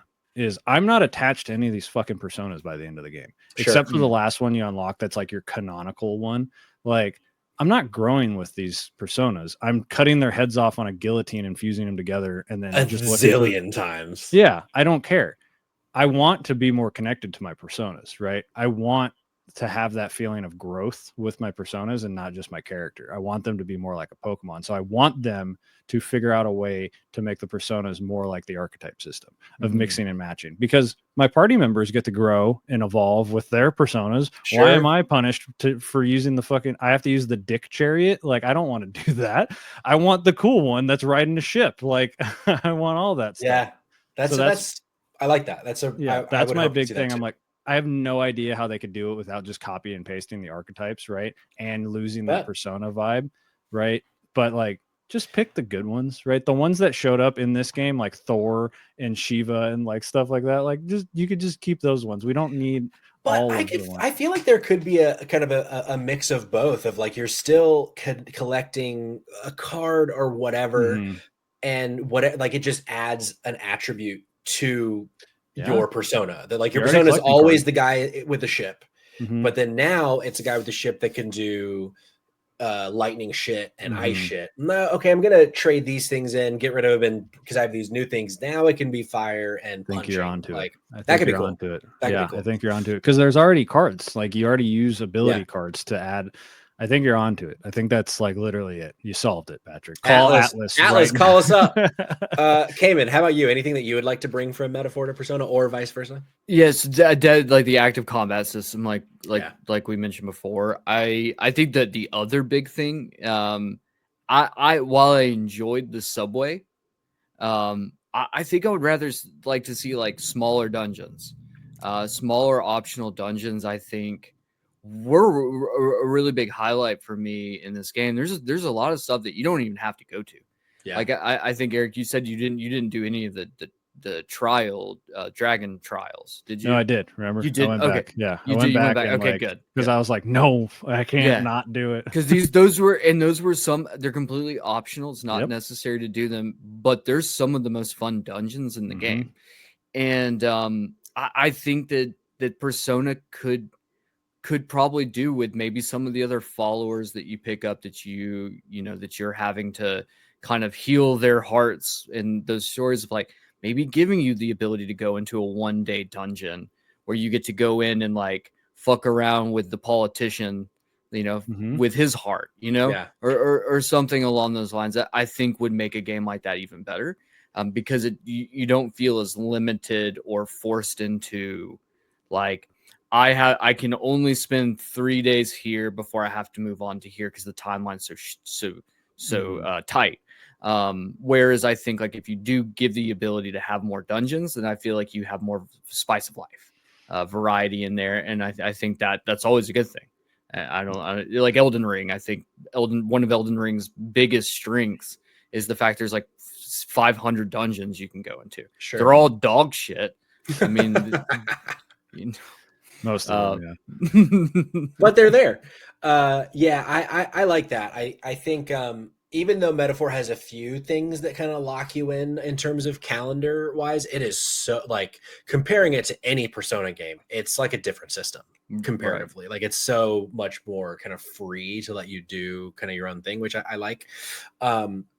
I definitely agree with the active combat system. Like if the next Persona game, when you're in Mementos or you're in whatever the new thing is that you go and grind in, if I have to do every single battle, regardless of the level, that will be a huge miss. Now that we have it, like you were saying earlier, like JRPG needs this system. Yeah, it's such a huge thing. Because I mean, at the end of the game, going into the very last Luis fight, I did all the like redos of the boss fights leading up to it, and then that last section leading up to where you get to fight Luis, I spent about 4 hours there, just running back and forth, activating the thing so that it would bring in all the enemies, and I leveled up every single archetype for the protagonist to its max level that way. Just and because once I finally got to a point where one hit would kill them, but they were still giving me really good XP, I was like, okay, while we're watching a movie, I'm just gonna grind this and just level all my shit up. Cayman, I saw you throw your hand up. Quick question about the final Louise fight. Yeah. Did either one of you do the super Louise fight? No. I did not. I was afraid. I was scared. So you have to do the super Louise fight for the platinum. That ain't no fucking joke, boys. I mean, that fight took me 2 hours. I believe it.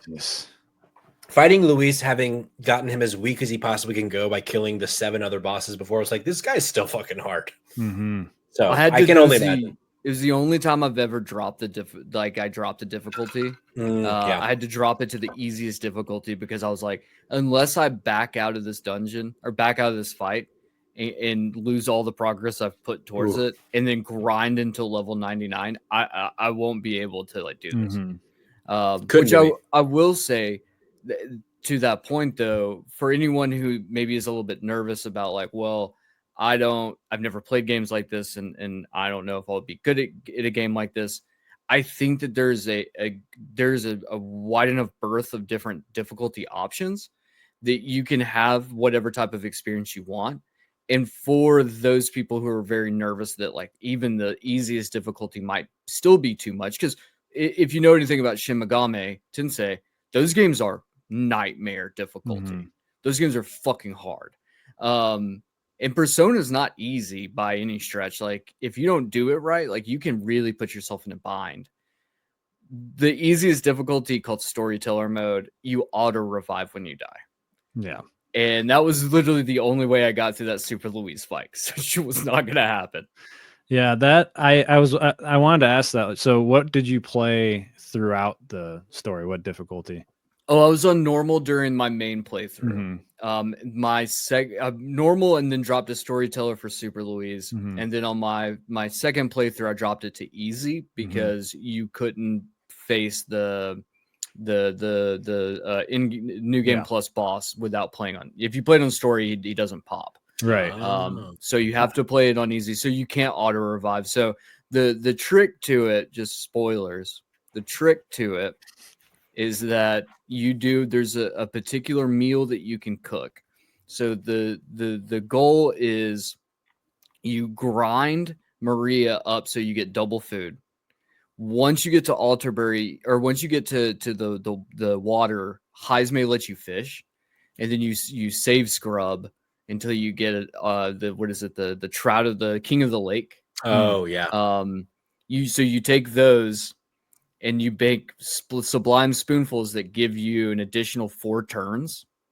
Oh, and you need, yeah. So this is how you do it. You ready? Because I know one of the questions is, which is your favorite archetype? Yeah. Mm-hmm. You do Tycoon, which is Brigada's. You can only get it when she's rank 8, and you can only get rank 8 in Alterbury Heights. So that's why you have to make it there. So what you do is you get everyone on your party outside of Juna. She's the only one.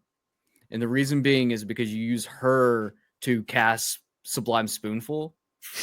You don't get Basilio fast enough to get him leveled up to where you need him to be able to utilize this particular strat, unless you push off to do the fight until like you're further in the game. And what you do is you put all of your points in strength and use Tycoon, because Tycoon has a move that uses no MP. It's just money. By the time you're at this point, you got 1 billion gold. Yeah. So and the higher your strength is and the higher your gold is, the harder you hit. So you're doing like 9,999 damage, and then you use all 15, and then you will kill it before the boss even gets to take one swipe at you. Because the catch with this boss is, I love video games. Every turn that the boss gets, it gets slightly stronger. It gets 1 point in strength every turn it gets. So by the time if you are playing it normal, that it can one-shot your entire party with like some of its later moves. Fuck that. We use called Sublime Spoonful strat. And we fucking just run. We run hardcore. We run trains. Everybody's smelling like fish. Like, yeah. It was one of the wildest things to do. So good. And that whole, like I said, that whole run was so min-maxed specifically just so that I could pick up certain items to be able to have like just like the weirdest things. It was fucking stupid. That's so good. So okay, so Tycoon was your favorite archetype. Another great segue from the dumpster boy. Eric, did you have a favorite archetype? Yeah, I have it written down because it's really hard to pick. Like, because I didn't have there's a lot of them and they're all really good. So at first I think it was I usually play like a support character in like most things. So like when I saw the commander lineage, I was like, bro, this is like everything I want. But I think just because of how fucking broken it is the royal ninja or royal assassin. Yeah. That thing, you put Knight's Proclamation on that and you're just like, the boss gives himself 8 turns and he misses once and like, see ya, your turn's over. That's it. Give me the turn. It's crazy. That thing is busted. It's great how many busted builds are in this game. You should get busted builds for all the effort you have to put in. That's true. That's true. They're one of the trial dragons. Like that is like the strat is to have Heismay as the royal assassin and then use Juna to buff. Because one of her masks will actually buff evasion, and you can just have Heismay just fucking miss. Because the dude does like the the dragon does a whole party hit, but he has 4 turns and he'll do it multiple times in a row. So as long as the first time Heismay doesn't hit, you just fucking skip and just it's so funny. That happened to Luis 3 times in a row in the final fight. It was hilarious. Yeah. This was, I think, one of my first JRPGs where I actually invested in support type stuff. I feel like normally a game, because I normally play my games on normal. I went through a time where I would try to play on hard just for fun. And then I was like, wait, I grow up. That's a waste of my time. Yeah. And this one, like the Trickster, I really liked, where you could make this is, going back to Pokemon fucking Red and Blue, like there are powers that you can debuff your enemies. It's like not a new thing, but it's just something that I've just never been drawn to in a game. I've always kind of felt like it's a bit of a wasted turn. Like, why don't I just hit the thing and kill it quicker? But in this game, I felt like it really mattered when you would actually debuff enemies and buff your party. So this was kind of like Baby's first time actually trying those things, and it worked really well, and it made it a lot of fun. Where like when they did get to attack me, they weren't doing a lot of damage because their attack and defense was so low and my attack and defense were so high. You're going to love video games more now. I know. The support stuff is so fun. Like being able to buff stuff and like when my brain unlocked to the ability of like raising stats in game, like in a fight, when I like was playing, I think it was Pokemon Black with Haserix. I just like sword danced twice and then just slaughtered literally everything in front of me. I was like, oh, this is great. Like, wait a second. Wait, I could have been doing this the whole time. What do you mean I'm one hit KOing, no super effective? This is nuts. It's really interesting. You mentioned that early on. Actually, I think before we even started, Eric was like giving me a hard time about the fact that like I play games so weird. I didn't say weird. I said different. I mean, I would. You said you're a freak. I fucking have to wear sunglasses indoors. I am a freak. But you're our freak. God damn it. Stick, yeah. But I think it's true. It's interesting. I think one of the fun things is when you see like speedrunners who you'll pick up so many things from them, and one of them, like with Pokemon, it's like, well, how do you speedrun Pokemon when a lot of this is like you need to be at a high enough level to like be able to take out, the Elite Four. Like you have to be high. But what you do is it's like all about like maximizing things like Speed X and certain support moves. And when you see someone break a game like that and you try it yourself, it does. It unlocks a different part of your brain that turns games into a puzzle.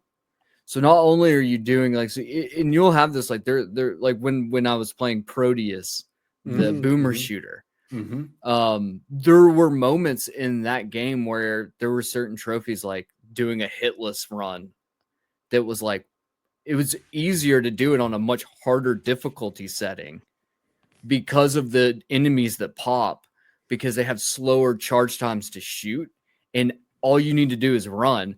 So you're like, you have to like completely like retrain your brain to like focus. And I there's no wrong way to play a video game, but also there's like a lot of really right ways to play. So you're telling me that you don't like a puzzle game, but you like finding the puzzle in every game. That's actually 1000% correct. Okay. Yeah. I'm too stupid for design puzzles. That's why like Tears of the Kingdom clicked with me, was because the game was like, hey, some jackass is going to find the dumbest way to solve this puzzle, and we want them to have that ability. And then that jackass came along, and that jackass was me. Hashtag that jackass was me. Can we talk about some gripes with this game? We've been so positive. Can we be negative for a minute? Of course we can. Sure. Eric, I don't feel like you want to be negative. I feel like you only want to be positive. I'm trying to think of like, I mean, the one thing I think you brought up was like, I'll let you get into it, but the Shibuya Square, right? Yeah, the crossing. Yeah, that was one of them. So we'll start with that, and I have a couple other things that I want to ask y'all about. But yeah, that one, I don't know. I felt like from the beginning of the game. So one of my at first favorite moments was at the opening of the game. It's like, "What's your name?" Not your protagonist name. You're gonna do that soon. I was like, "Oh, this is interesting and different because Mhm. I played so many Atlas games and like I always know that I'm going to name my character. And so I thought it was very unique and new for them to be like, no, who are you? And I was like, okay, I'm Patrick. Okay, what? And then they kept calling the bad guys humans, and like there was this, I feel like they were laying so much out there, and I was expecting there to be this like huge moment, and then we go to Shibuya, and I'm like, oh, here's the moment. So many things are gonna click now, and then you just like fight more, and then you go back, and it's like, okay, well that was weird. I felt like there was.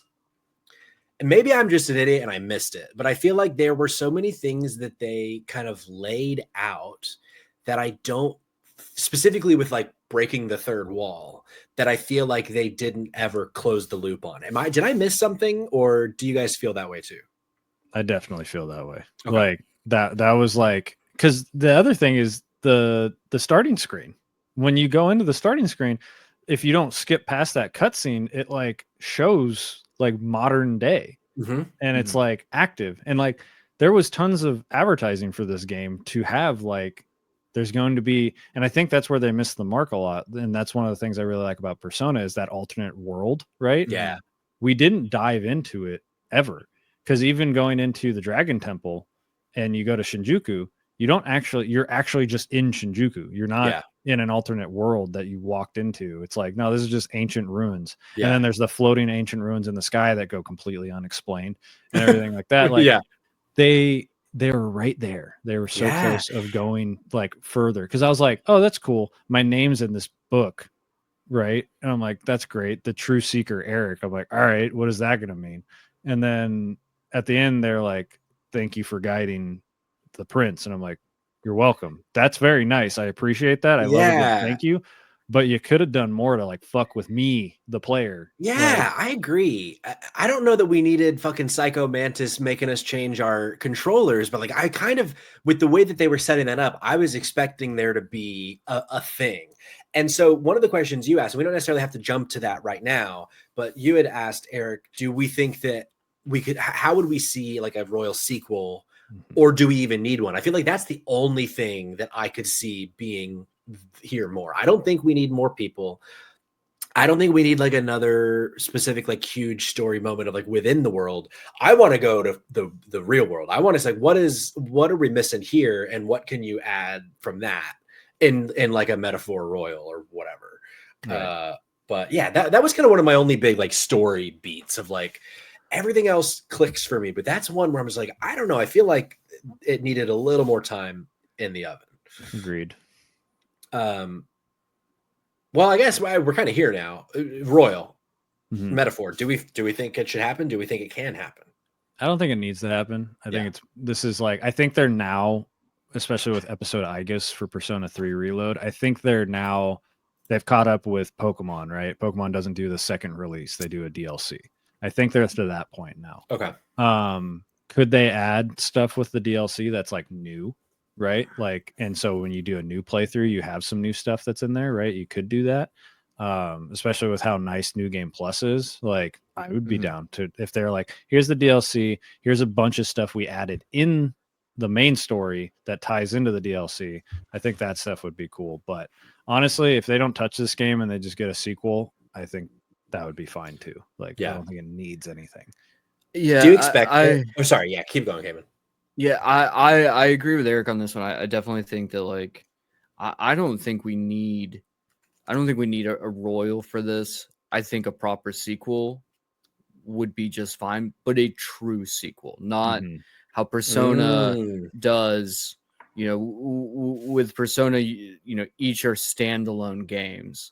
I think that Metaphor could really use and I think this would also give Atlas the chance to do something a little bit different, is doing a sequel that's set 20 years in the future with the same cast. Ooh, maybe like something else. And I think that you can answer that question now of like, how does this connect with the real world? Because like, truth is, ultimately, my biggest complaint about the game isn't far off from where you guys are. Of like, the ending felt a little weak because I felt like there was a lot of things that were kind of like, they're kind of threads that were left loose that felt like they could be answered in a sequel, but Atlas doesn't traditionally do normal sequels. Right. And I don't think a Metaphor Royal is going to solve that. I also think Louise is an incredible antagonist until the last 10 minutes of the game. Sure. I think I don't disagree with that. I think that his boss fight, like him turning and essentially going, us having the quintessential JRPG moment of killing God, Right. doesn't really make sense when Louise is essentially on the same level that the prince is for the most part. And like having him all of a sudden just being like, oh yeah, but he's also God and kill him. It's like, I will, because fuck that guy. But also I don't really, I feel, and part of me when I was done, because I played this, I did the beat the game like right after I got out of the hospital. And it was like, well, I know my brain's not like in the best shape. So maybe I missed something here. And like I totally took responsibility for it. But then when I was playing through it again, and I was like going through it again, and then I was reading other stuff, material about it, and was like, yeah, I definitely didn't miss anything. It just went off rails all of a sudden, and then the game ended. And I was like, oh, okay. Yeah, I almost feel like beating Luis as Luis, even like super up Luis, right? Prior to turning into a human, like fully. I think it could have, like, it would have been a little like Deus Ex Machina like shit, but like it almost would have been better if we killed Luis the man, and him dying triggered another thing from like the real world to come out. Sure. Right. Yeah. And that's the quote unquote like kill God that we have to do. Because then like, yeah, Luis would have stayed, like he like went to drastic measures, obviously, which makes sense in character, but like I want to kill Luis while he has his faculties, right? Yeah, I don't want to kill Luis while he's like being possessed, basically. So I agree that.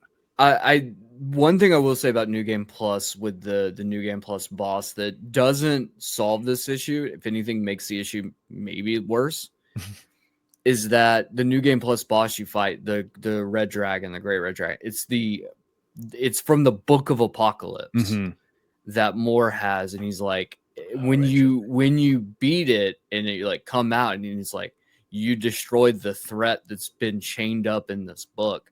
And Moore makes the comment, he's like, I just assumed one day the chains would break and the world would end. Like, that's cool. It's like this cool moment, but that moment's like hidden in New Game Plus. I mean, well, yeah, like 3% of players will see that or something. And yeah, no one's gonna. I don't even know. Does anyone know what the platinum rate is? Like, that'll give you a good indicator of like how many people are stupid like me. Yeah, it's very interesting. It's like, but 15%. 15% platinum. No, sorry, 3.4%. Okay, I was like, that's a lot. 15%'s a lot. Like, that's high. Yeah, one thing I thought was like interesting, unlike most Persona games, like I've said, I've only played 3 and 5, so I don't know the ending of 4. But typically, you know, the ending of Persona 3, I'm not going to spoil it, but there's no fucking sequel that can't be. Persona 5, your main character goes back to where they're from, and then there's a couple spin-offs and stuff, but there's no true sequel. This was the first ending where I was like, oh shit, they can do a sequel. Like, they can do it. And I like Cayman's idea of 20 years in the future, because if you're not Maria as the main character in a sequel, I'd be so upset, because they literally set up every conversation with her as like, I want to go on a journey. I want to do this. I want to do this. And who better to accidentally stumble into the real world of Persona or some shit than Maria? Bro, that would be nuts. And that's what they can do, I think. Yes, that is what they can do. And they can set up like, okay, yeah, we've set up the real world as a thing outside of this, but the book is closed, right? But all it takes is one psychopath to open it back up. And now all of a sudden, like, you have the merging of worlds, right? And like, then they could get real wacky with it, because that's what I want. I want fantasy world and our world like merged, but like very similar to how it is in Persona 5 or 3 with like the Dark Hour, right? I want that.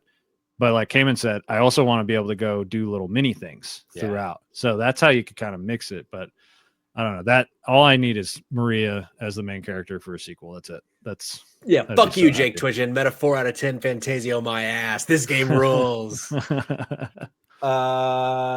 Let's see. There were a couple of kind of smaller ones that we skipped, but I feel like we've covered a lot of ground here, gentlemen. Are any lasting Meta 3 out of 10? He says, you a fucking asshole. Any kind of final thoughts on Metaphor? Anything sitting on your chest, sitting on your heart that you want to talk about? Is fantasy dead? Doesn't seem like it. Fantasy lives on. Fantasy lives on. Oh, I do want to point out one of my favorite common things that happened in two games. Two games this happened this year that I played that were both on my top 5 list. Basilio's stance that he has when he's just idle in battle is fucking notorious from Dark Souls. Oh, weird. Because he has the like one arm down and the other arm over with his weapon. That happened in 2 separate games this year that came out, or last year that came out. And I was like, hell yeah, this is dope. I love the Artorias stance. It's dope as hell. But yeah, I don't really have anything else. I fucking love this game. And now talking about like the future like sequel got me like super excited. Yeah. But I'll come back on when I play Persona 4 and then we can we should have a little we can do a full Persona spoiler cast. Let's do Does that mean I have to platinum Persona 4 now? I think you don't. It doesn't mean you have, Cayman. You don't. No, I think it does. I think it does. I think it does, and I think you got to do it on the Vita. We got to do it on the Vita. Yeah. I gotta find the charger for the Vita. That's the hardest part. We can record on a Saturday, do a live stream on a Saturday, and just go for hours. Like, God damn it, Jake Twitchin 4 out of 10 Sona. You're a fucking menace. I hate you so much.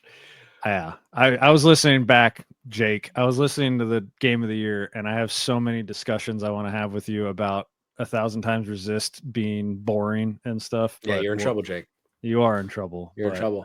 Every podcast has to have somebody with bad opinions. Ooh, got him. And he's not even here to defend himself. Cayman, any final thoughts on Metaphor for you? Oh, final thoughts on Metaphor. So, spoiler if you didn't listen to last week's episode, but Metaphor was my #1 game of the year as well.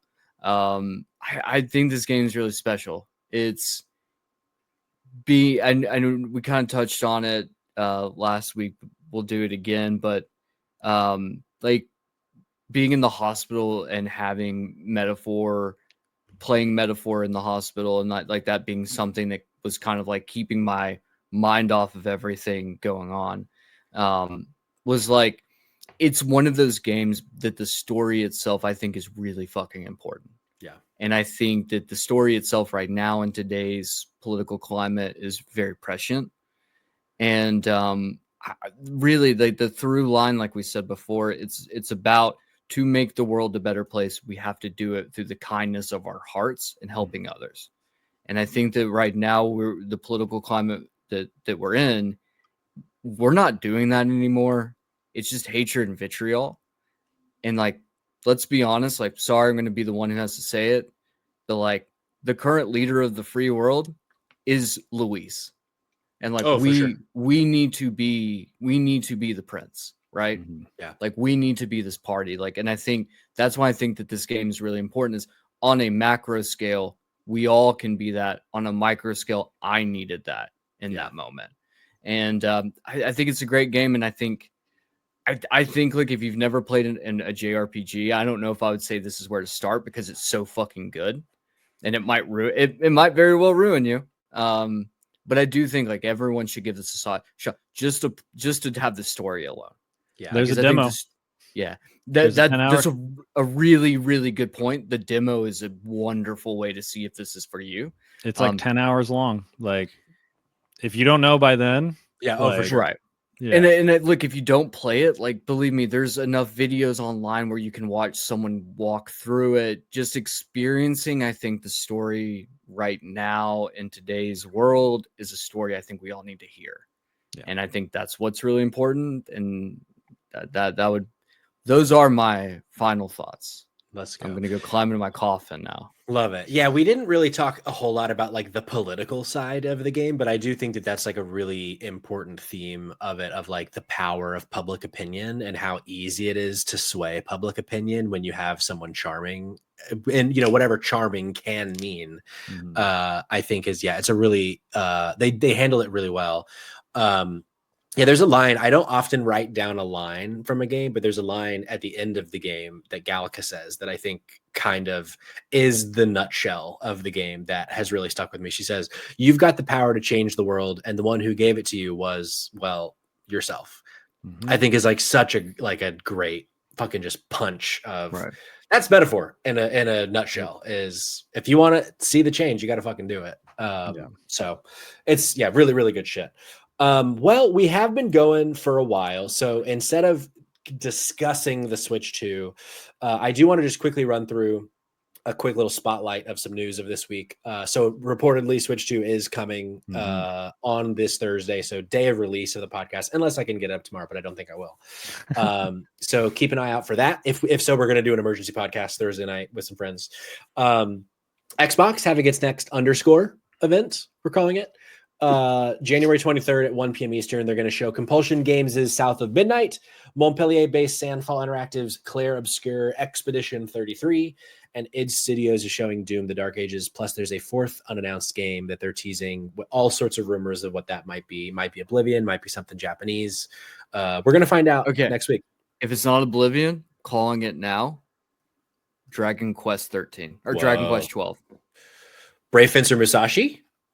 Does it come back? No, it doesn't. No, it does not. No, it does not. I have there's this weird voice in the back of my head that like, could Xbox be fucking around and we get a re-reveal of Kingdom Hearts 4?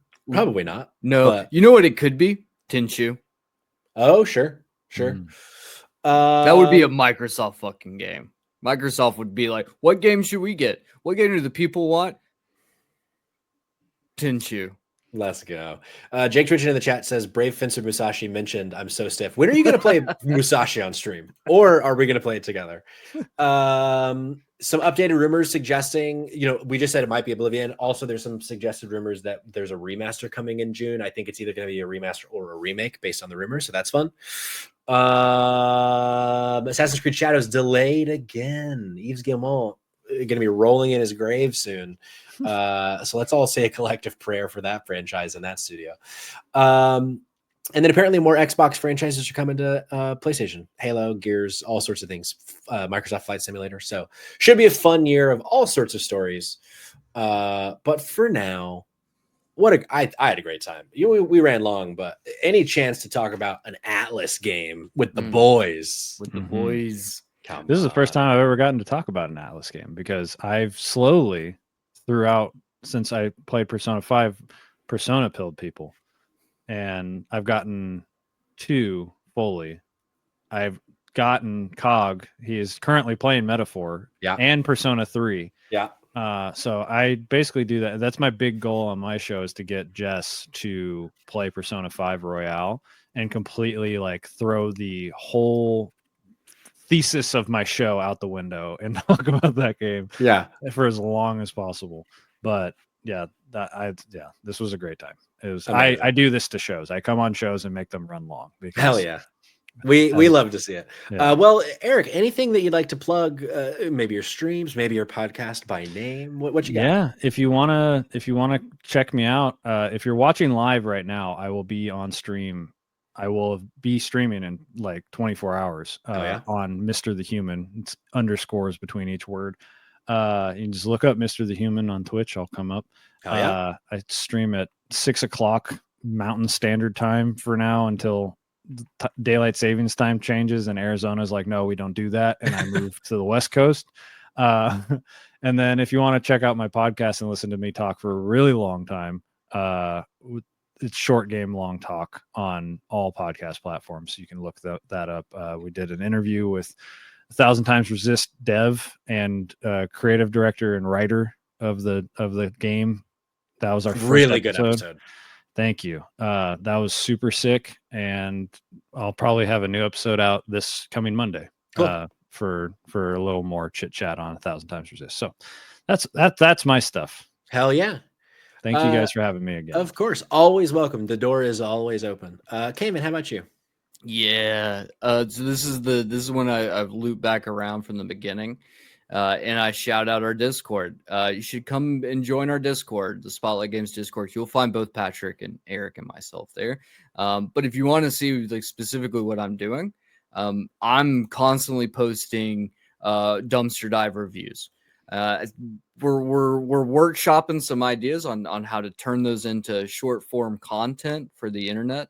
But if I can't do it right now, you can at least come and read poorly put together reviews that are most likely just a lot of screaming into the void about how much I love games that cost less than $10. They're the best, I think. And you get to come see. So just to throw out some names of some ones that you can go see, some recent ones. You'll see a review for Going Under. You'll see a review for Turnip Boy Commits Tax Evasion, a review for Storm Boy, a review for A Day Without Me. What you won't see is a review for Scrat's Nutty Adventure, the Ice Age game. Why? Because fuck that game. It's broken and it locked me out of a goddamn platinum. Never trust a squirrel. We've always said it on the show. I can't believe you played the game. Never trust a licensed game. Sure. They're just gonna be a buggy mess. Here's the question: am I gonna go try to speed run it to get the platinum a second time? Yes. Yeah, probably. I guarantee it. You have an addiction, dude. If I'm sitting here fucking running through the same dungeon repeatedly in Cult of the Lamb to try to unlock the last follower skins I need for the platinum, then I will suffer through one of the jankiest mid-tier games that should have been released on the PlayStation 2. I thought I lost internet there for a second. Both of you froze. I was like, oh God, what a way to end the episode. But yeah. We survived. We need to do a licensed marathon stream. Just a bunch of licensed games for like 12 hours. Fucking Batman Begins. Oof. Fucking so many take some applications, get some people so you can take a break. Yeah. Yeah, exactly. Well, you can follow me at pschwessy, or you can follow the pod, more importantly, at Spotlight Games Pod everywhere. Fuck Twitter. We're everywhere at Spotlight Games Pod now. So search it wherever you want to follow us, especially right here on Twitch. We're live every Tuesday night, 8 p.m. Eastern time, with another episode of the podcast, and typically Wednesday or Thursday, just depending on the week's schedule. I'm hoping that we'll do something this week if it's not the switch to emergency pod, but if not, we will be back next week. Spotlight Game Stream will return. Eric, thank you again for being here. Cayman, the Dumpster Boy, thank you again, as always, for being here. Patrick, thank you for hosting. Stop it. It's my pleasure. Remember, you got the power to change the world, and you learned that power from, well, yourself. Something like that. My phone fell, so I lost the quotes. I probably got it kind of right. Until next time, bye-bye.